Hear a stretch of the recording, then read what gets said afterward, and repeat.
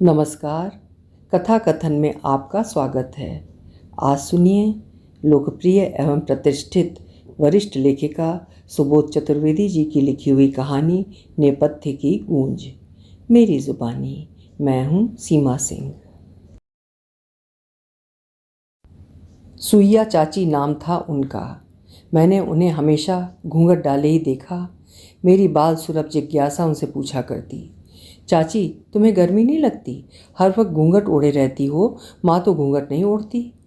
वे एक फीकी हंसी हंस दिया करती, उदास नज़रों से मुझे देखते देखते, और बात बदल देती।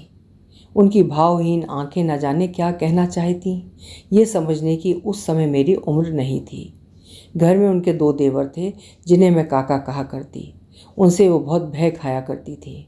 उनका सामना करने से भी कतराया करती थी। जब भी वो दोनों अंदर आते, गला खकार कर अपने आगमन की सूचना दिया करते, जिसे सुनते हुए जहाँ भी होती भागकर अपनी कोठरी में चली जाया करती।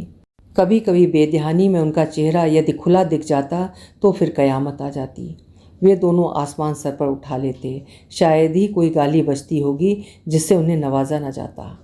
वे कहते, राण सवेरे से अपनी मनहूस सूरत दिखा देती है, अपने आप को बहुत खूबसूरत हुस्न की परी समझती है। पहले तो हमारे भाई को खा गई, अब क्या हम दोनों को खाएगी?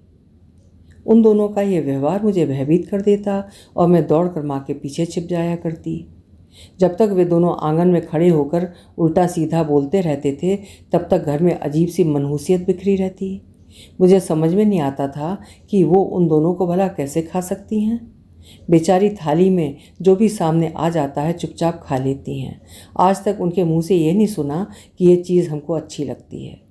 उनका चेहरा देखकर दोनों काका का दिन कैसे खराब हो जाता है, ये ऐसी पहेली थी जिसे मेरा मासूम बचपन कभी नहीं सुलझा पाया। दोनों काका सोने चांदी की दलाली किया करते थे। दिन भर बाजार में घूमते, वहाँ न जाने कितने लोगों का चेहरा देखते होंगे, परंतु सुइया चाची को देखते उनकी आंखें न जाने क्यों कपाल पर चढ़ जाती थीं। मैं अक्सर माँ से पूछा करती, ये दोनों काका आखिर सुइया चाची से इतना नाराज़ क्यों रहते हैं? माँ एक निश्वास भर के कहती, अभी तू छोटी है, इन बातों को नहीं समझेगी। जा बाहर जाकर सहेलियों के साथ खेल, जब बड़ी हो जाएगी तब तुझे धीरे धीरे समझ आ जाएगा। बेचारी अभागन है, बाल विधवा जो है। गौना हुआ उसके पहले उसके पति का देहांत हो चुका था। अब अभागन जो ठहरी, इस घर में अपनी बची हुई उम्र काटने को आ गई। अब तो ज़िंदगी भर उन्हें ऐसे ही रहना होगा। मैं कुछ समझ नहीं पाती, बाहर खेलने को भाग जाती। न कुछ माँ की बातें समझ में आती और न ही बातों की गंभीरता। रोज रात को छत पर लेटकर उनसे कहानी सुनना नियम में शामिल था। उनकी गोद में सिर रखकर स्वर्गिक आनंद मिला करता था। कहानी सुनते सुनते कब निद्रा देवी मेहरबान हो जाती पता ही नहीं चलता था। एक दिन मैंने उनसे पूछा था, अच्छा चाची ये बतलाओ कि तुम्हारा नाम सुइया किसने रखा है? ऐसा नाम और तो किसी का नहीं होता। उन्होंने हंसकर जवाब दिया था, धत पगली, नाम तो सिया रखा गया था, जो बिगड़ कर सुइया बन गया। संयोग तो देखो, विधाता ने भाग्य की लिपि भी दोनों की एक सी लिख दी थी। जब सिया सुकुमारी लोगों के तानों से नहीं बच पाई तो हमारी क्या औकात?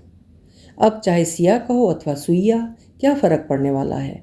किस्मत तो फूटी ही रहेगी। मैं कुछ समझी कुछ नहीं समझी। धीरे धीरे आंखें बंद कर लीं। वे भी एक दीर्घ श्वास लेकर चुपचाप आसमान में न जाने किसे खोजने लगी। आसमान में असंख्य तारे छिटके हुए थे, शायद उन्हें गिन रही थीं। मुझे हंसी भी आई। भला बताओ, आज तक कौन तारों को गिन पाया है? उनका लंबोतरा चेहरा, उस पर लंबी सी नाक, बड़ी बड़ी आंखें थीं। यदि चेहरे पर कुछ अजीब सा लगता था तो वे थे पूरे चेहरे पर चेचक के छोटे छोटे से दाग। कभी बचपन में उन्हें माता निकली थी जो उनके चेहरे पर अपना प्रकोप छोड़ गई थी। उनके घुंघराले बाल थे जो निरंतर सिर पर पल्ला रखने के कारण उलझकर जटाजूट से बन जाते थे। उन बालों को देखकर किसी साधु बाबा का ध्यान आता था। सप्ताह में एक दिन वे बाल धुलते। जब सूखने पर उन्हें कंघी से सुलझाया जाता तो गुच्छे उनके हाथ में आ जाते, जिन्हें वे बेरहमी से कचरे में फेंक देती। मैं विस्मय से सोचा करती, क्या इनके बालों में दर्द नहीं होता? माँ जब मेरी कंघी करती तो मैं कितना हंगामा करती हूँ। एक बार मैं चोरी से माँ की बिंदी उठा लाई। वे चुपचाप शून्य में न जाने क्या देख रही थीं। मैंने पीछे से उनके माथे पर बिंदी लगा दी और एक टूटा हुआ कांच उनके सामने करते हुए कहा, आहा, देखो बिंदी कितनी अच्छी लग रही है। वे कुछ मुग्ध सी थोड़ी देर स्वप्नवत बैठी अपने प्रतिबिंब को निहारती रहीं। अचानक जैसे होश आया, उन्होंने बिंदी को माथे से हटा डाला। मैं जिद करती रही, चाची एक बार लगाकर दिखलाओ ना, कितनी अच्छी लग रही थी। उन्होंने बिंदी को अपनी मुट्ठी में भींच लिया, फिर लगभग फुसफुसाते स्वर में बोली थी, ना बिट्टी ना, बिंदी लगाना हमारे भाग्य में नहीं है। उनकी आंखें टपरवा आई थीं। मैं फिर जिद पर उतर आई, कहती रही थी, क्यों अम्मा भी तो लगाती हैं, एक बार देखो तो कितनी अच्छी लगेगी। वे ऊपर की ओर हाथ जोड़कर बोली, भगवान उनका सुहाग बनाए रखे, हमारे दुर्भाग्य की छाया भी उन पर न पड़े। हमारे भाग्य में बिंदी लगाना नहीं है। मेरा आग्रह कमज़ोर पड़ गया था और फिर मैं सब कुछ भूल गई थी। मैंने उन्हें रसोई पकाते कभी नहीं देखा। सुबह की रसोई माँ के जिम्मे थी तो शाम की रसोई बड़ी भाभी बनाया करती। शायद उनके हाथ का खाना कोई नहीं खाना चाहता होगा या उन्हें बनाना नहीं आता होगा। अब इन बातों से मुझे क्या लेना देना था। सुइया चाची के जिम्मे पूरे घर की झाड़ू बुहारी थी, साथ ही पूरे दिन पटिया पर बैठकर जूठे बर्तन मांजना होता था, जिसे वे बड़े ही मनोयोग से अंजाम दिया करती थीं। जब तक दोनों काका भोजन नहीं करके जाते, घर में एक अजीब सा दहशत का माहौल बना रहता। हम बच्चों को भी शोरगुल करने की इजाज़त नहीं थी। कब किस बात पर नाराज़ हो जाएं, कब थाली आंगन में फेंक दें, कोई ठिकाना नहीं था। उनके बाहर जाते ही हम सभी उन्मुक्त गगन में आज़ाद पंछी की तरह चहचहाने लगते। उन दोनों के भोजन करते समय सुइया चाची अपनी कोठरी में नज़रबंद हो जाया करती थीं। क्या बच्चे क्या बड़े, सभी के ऊपर उनके खौफ का साया मंडराता रहता। किसी दिन बाजार में कोई ग्राहक नहीं मिला अथवा उस दिन कोई आमदनी नहीं हुई, दोष सुइया चाची का होता था। सुबह सुबह मनहूस का चेहरा जो देख लिया था, खाने में गलती से कोई बाल निकल आता फिर तो थाली का फेंका जाना निश्चित ही था। कांसे की थाली झन्नाटेदार आवाज़ करती हुई गोल गोल घूमती आंगन में जा गिरती। पूरा भोजन आंगन में बिखर जाता। बाद में जिसे साफ करने की जिम्मेदारी भी बेचारी सुइया चाची पर आती।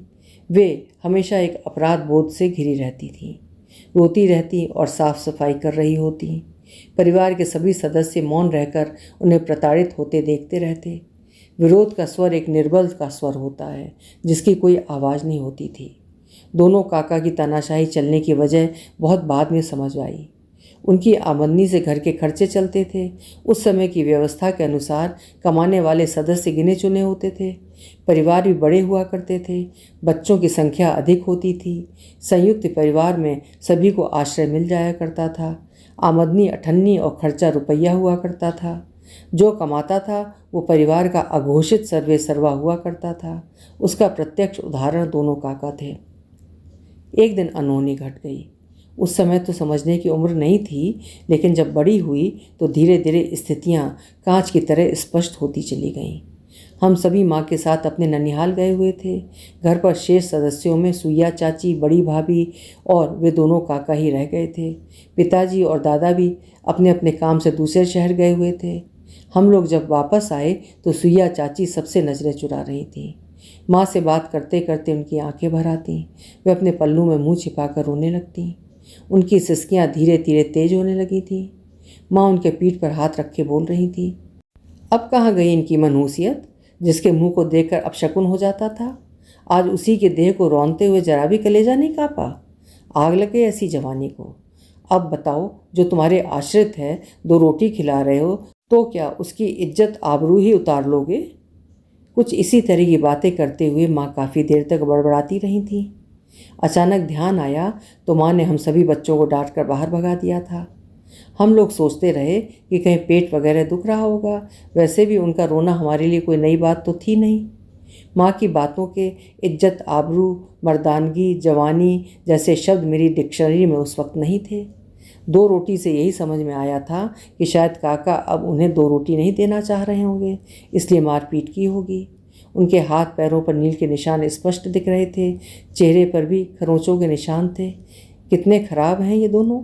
नफरत की एक और परत मन पर चढ़ गई थी।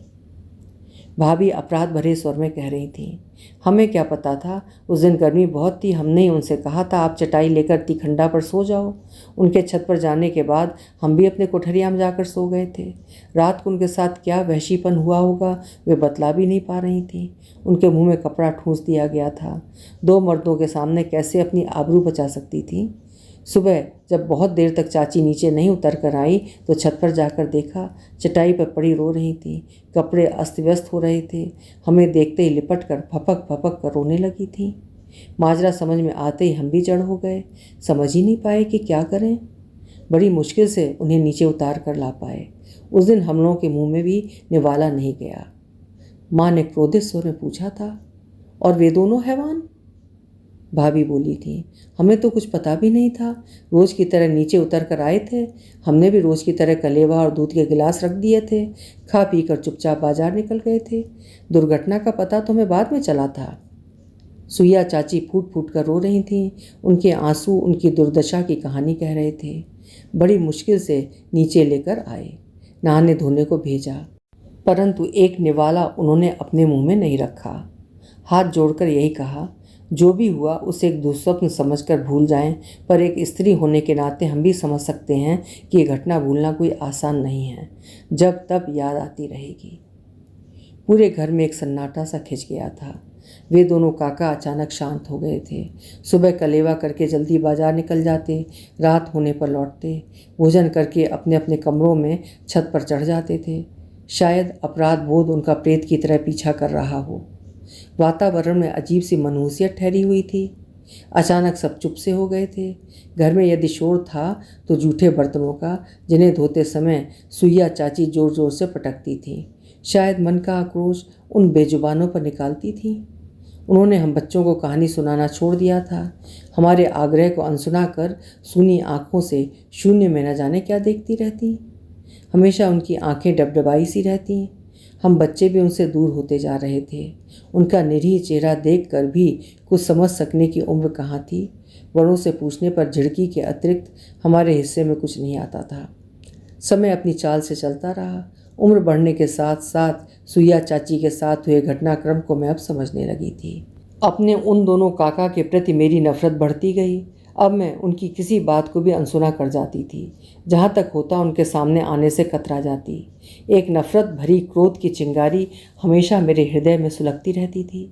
मैं सोचती थी कि कितना बड़ा दुर्भाग्य उनके साथ जुड़ गया था। पुरुष का पहला स्पर्श पाया भी तो उन हैवानों से। उनकी अनकही पीड़ा मुझे झकझोर कर रख देती थी। उनके दुर्भाग्य की इति यही नहीं हुई थी। उस दुर्घटना के परिणति स्वरूप उन्होंने गर्भाधान की पीड़ा को भी झेला। यदि संतान को जन्म देती तो किस साहस से समाज के सामने खड़ी हो सकती थी। जाहिर है कि दोनों पुरुषों में से कोई भी उस बच्चे का जनक नहीं बनना चाहेगा। पता लगते ही वैद्य जी से दवाई लेकर दे दी गई। आदेश हुआ था, रात को चुपचाप दूध में घोलकर पी जाओ, छुटकारा मिल जाएगा। जरा सी भी आनाकानी की तो कलंकित करके घर से बाहर निकालने में 2 मिनट नहीं लगेंगे। फिर भीख मांग कर गुजारा कर लेना, हमारी जिम्मेदारी खत्म समझो। दूसरे ने कहा था, जो कुछ हुआ भंग के नशे में हुआ, मर्दों को कोई दोषी नहीं ठहरा सकता। तुम ही बतलाओ, कौन तुम्हारी बात पर विश्वास करेगा? तुम्हारी शक्ल पर भला कौन रीझेगा? ये कहते ही दोनों पार्श्विक हंसी हंस पड़े थे। ये वो समय था जब इस तरह की घटनाएं घरों में घटती और 4 दीवारी में दब कर दम तोड़ देती थी। सुइया चाची के लिए इस फरमान को मानना कोई आसान कार्य नहीं था। उस अजन्मे बच्चे की कल्पना ने ही उन्हें मातृत्व के मधुर भाव से भर दिया था। जिसने अपने जीवन में कोई सुख नहीं देखा, शायद ये बच्चा ही उनकी झोली सुख से भर दे। पर कैसे? इतना बड़ा प्रश्न चिन्ह कौन हल निकाल सकता था? उनकी रातों की नींद गायब हो गई। गर्भवती होने के कारण तबीयत भी गिरी गिरी सी रहती। जो कुछ खाती तुरंत पलट देती।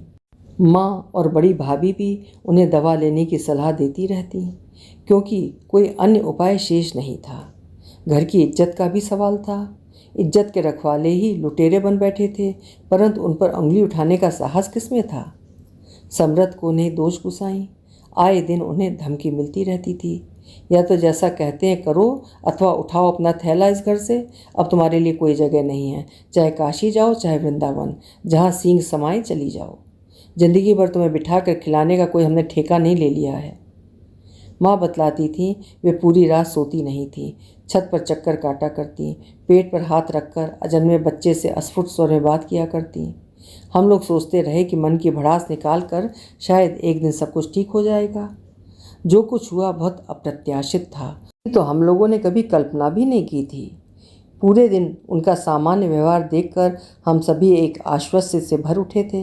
इतने दिनों के मंथन के बाद अब उन्होंने शायद सबकी बात को मानने का मन बना लिया है। रात का खाना नहीं खाया था, कहा था आज मन नहीं है। दिन में जो खाया था वही हजम नहीं हुआ है। सामान्य सी बात थी, कभी कभी ऐसा होता भी है। रसोई निपट जाने के बाद उन्होंने सभी जूठे बर्तनों को साफ किया और हम सभी अपने अपने कमरों में सोने के लिए चले गए। आधी रात को चीख सुनकर नींद खुली। घबरा कर सभी उठकर आए। सामने देखा वे आंगन में खड़ी धू धू कर जल रही थी। इधर उधर दौड़ती छत पर दौड़ने लगी। उनके पास जाने की किसी में हिम्मत नहीं थी। उनकी चीखें आकाश को गूंजा रही थीं। हम सभी असहाय से उन्हें सीढ़ियों पर भागते देखते रहे। अंत में छत पर गिरकर वो आवाज़ हमेशा के लिए खामोश हो गई। ये आत्महत्या ना होकर हत्या थी, एक साथ दो जीवों की। उन्होंने अपने ऊपर केरोसिन डालकर अपने आप को आग के हवाले कर दिया था। कितने राज वे अपने साथ अग्नि में होम कर गईं। क्या उनकी आत्मा इस अभिशाप से मुक्त हो सकी होगी? बाकी लोगों के होठों पर एक ही प्रश्न अनुत्तरित रह गया कि आखिर उन्होंने ऐसा क्यों किया। अभी आप सुन रहे थे सुबोध चतुर्वेदी जी की लिखी हुई एक दुखद कहानी नेपथ्य की गूंज।